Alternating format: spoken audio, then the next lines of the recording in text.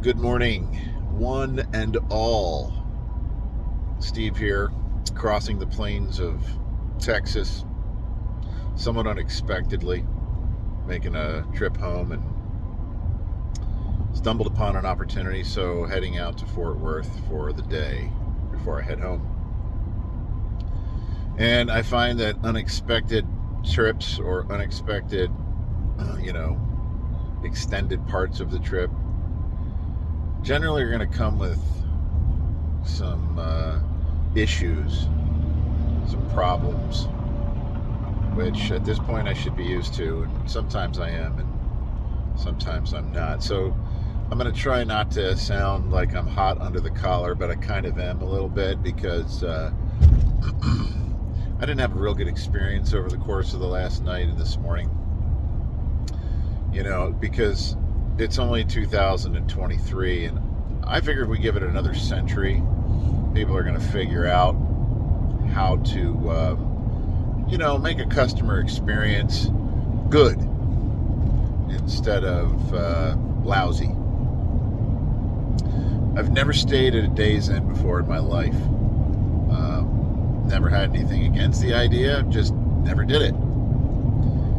So I'm in a small town. I don't remember which one it was last night. It was that small. And I normally stay at the Hampton because it's part of the big Hilton conglomerate where I've got like member points or whatever it is. But they didn't have any room in the inn last night, so I had to go across the street to the Days Inn. Now, I sent a message to my business partner this morning and just said, hey, next time you're in a small town in Texas and you have a choice to sleep under a bridge or at a Days Inn, pick the bridge.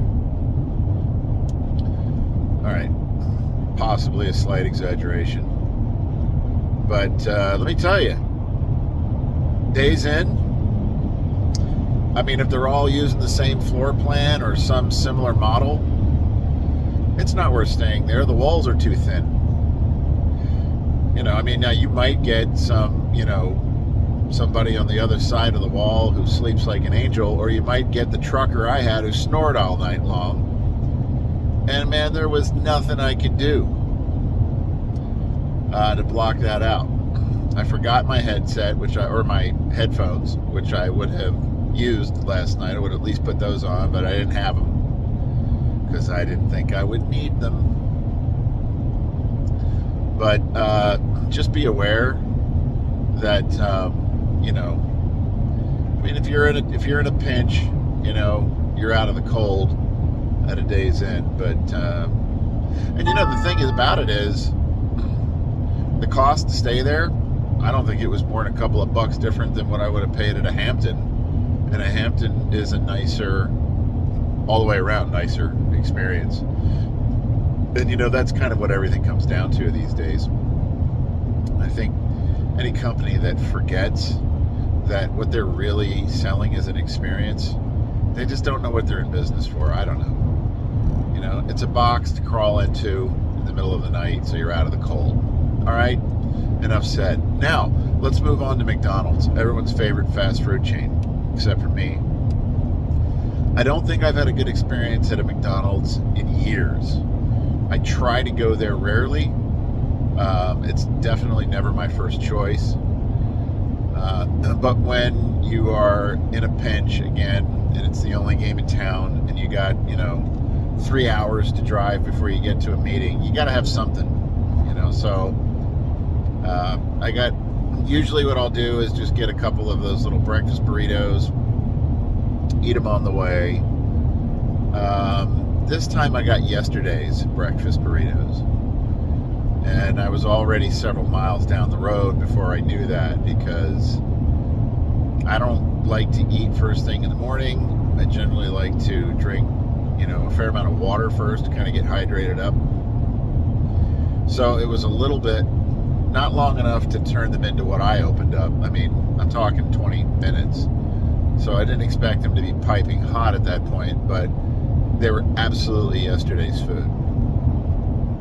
Now, if you want to talk about a company that has forgotten about customer experience, we could focus on McDonald's for weeks. We could make that conversation last a long time. I remember, I think it was 2 years ago, I was driving home with my kids from a vacation we took, and we were going across Kansas. And, again, one of those moments where you're like, not much to choose from, everybody's starving, so we pull in to get cheeseburgers, only they forgot the burgers. That's a true story. McDonald's, they forgot to put the meat into the sandwiches and served us bread with pickles in them. And also, if you're pulling up and you've got more than 1.5 people in the car, buckle up and prepare to have to pull ahead and wait for them to make your breakfast, because the notion of fast does not exist in the McDonald's mindset at this point. It's just not there. Almost anywhere. I've found a few places around the country. I do a fair amount of on-the-road traveling. You might find a small town here or there where the average person still has a give-a-shit-a-meter and will actually do something, make sure that you're getting what you're paying for. But most of the time, no. It's just a process, and you're just part of that process. And you're either going to wait. I remember it was last year, and it was during Lent, and I was on occasion going up to North Kansas City to see a client, and he didn't open until 9 a.m., and so I would get up there maybe around 8:30, and I would stop and sit at this McDonald's for 15, 20 minutes and get a quick little coffee or something and a bite before I go into his office. But because it was Lent, and sometimes I was hitting him on a Friday, I don't eat meat on Lent and on Fridays in Lent. I don't eat meat on any Fridays. But anyway, I'm sitting there in the McDonald's, and I'm thinking, I wonder if they would give me an Egg McMuffin without the ham, but an extra egg to replace the ham. And lo and behold, they did. They even had an option on their computer for that. And the guy was like, yeah, no problem, we can do that. I'm thinking, great, that's a great solution. So then the next week I come, and it's a different employee this time, and she says, we don't do that. We can't do that. I'm like, yes, you can. You did it last week, and it's in your computer as an option. No, it's not. I left because I didn't feel like dealing with an asshole. I know it's probably too early in the morning to be getting edgy, but I'm tired of human beings who live their lives according to the principles of an asshole. And again, I've talked about this before. It's part of the cultural breakdown. Part of it. It's a symptom of the cultural breakdown in our society, where you're walking in, could be a McDonald's, could be a hospital ER, could be the dentist, could be a gas station, doesn't matter. Doesn't matter what kind of product or service you're there for. You are at the mercy of the person who controls that scenario. And so I like to try and stay in control of those situations. When somebody's willing to say, hey, yeah, absolutely, we've got that, we can do that for you, awesome. And I will thank them, and I will make them know that they're appreciated. But, then you get to the next person whose attitude was formed, I don't know where, in a basement somewhere. And, I'm sure we can dig back to that person's childhood and feel very sorry for them. And probably we should. But in the moment, a full-grown adult that doesn't understand customer experience, that doesn't understand the nature of their business or why they've been hired to work in that business and provide an experience. We don't have to call it service. We don't have to call it products. We don't have to call people consumers. But I do think we need to call the arrangement an experience. And last night and this morning in 2023, a hotel chain that's been around for decades and a fast food breakfast joint that's been known for what? I mean, 65 years, 70 years.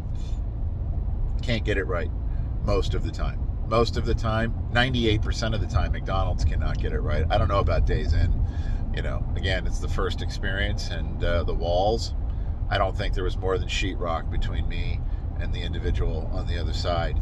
Not his fault. Maybe he wants to check out his snoring problem, but I probably should do the same on that front. So, the commentary is more about the experience. And I think, all of us are in a position at times where we have to provide a good experience as part of our work. We have a responsibility to do that. But then we're also on the other end as the customer, the client, what have you, ready and hoping to have at least, a decent neutral experience. Can we at least not turn this into a ball of, poop on fire? That would be nice. Can I get away with a room that's quiet and doesn't have a broken refrigerator that literally sounds like a jet engine and has to be unplugged in the middle of the night? Or what about a shower door that closes? I don't like the idea of leaving water all over a bathroom floor for somebody else to have to clean up, and so I cleaned it up myself. But a shower door would have been a better experience, in my humble opinion. So anyway, am I ranting? Yeah, probably as usual. But hopefully for some benefit, we need to be a little bit more demanding, and we don't have to yell and scream. I didn't even bother to say anything. I was thinking about leaving some feedback at the counter. Just didn't seem reasonable. Didn't seem like it would be effective. I don't think it would change a thing. But maybe videos like this can help spread the word, to say that it kind of maybe starts with each of us and making sure that we're providing a good experience. And why wouldn't we? Why wouldn't we provide a good experience for somebody who's spending money with us, who's chosen our services, our products, or whatever the case is, and just make them know that they're appreciated, respect them, study your processes, study your offering on a continual basis to look for ways to improve that experience. That's it. That's what we're looking for. Hey, leave a comment if you'd like, and have a great rest of the morning.